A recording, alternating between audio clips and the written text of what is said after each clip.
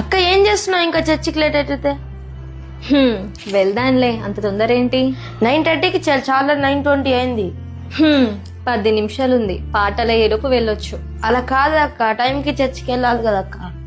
సరే, ఒక క్వశ్చన్ అర్థం, సమాధానం చెప్పు. సమ్మర్లో ట్రిప్కి వెళ్దాం అనుకుంటున్నాం కదా, రైల్వే స్టేషన్కి ఆలస్యంగా వెళ్తే ట్రైన్ మన కోసం ఆగిద్దా? ఆగదు, అందుకే కదా ఒక అరగంట ముందుంటాం.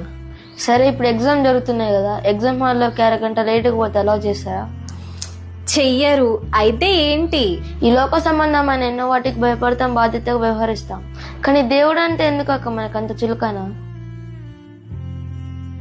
మనని ఎప్పుడెప్పుడు మింగుతామని గర్జించు సింహం వలె అపవాది తిరుగుతుంది కదా. అవును తమ్ముడు. మనుషులు రొట్టె వలన కాదు కానీ దేవుడు పలికే మాట వలన బతుకుతున్నాడు కదా. అవును, బైబిల్ అదే చెప్తుంది.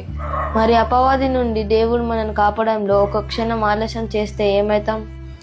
శవంగా మిగిలిపోతాం కదా. సమయానికి దేవుడు మన జీవితంలో కార్యం ఎలా చేయాలనుకుంటామో అలాగే మనం కూడా దేవుని విషయంలో సమయాన్ని పాటించాలి. సారీ తమ్ముడు, ఇంకెప్పుడు చర్చికి ఆలస్యం చేయను. వెళ్దాం పద.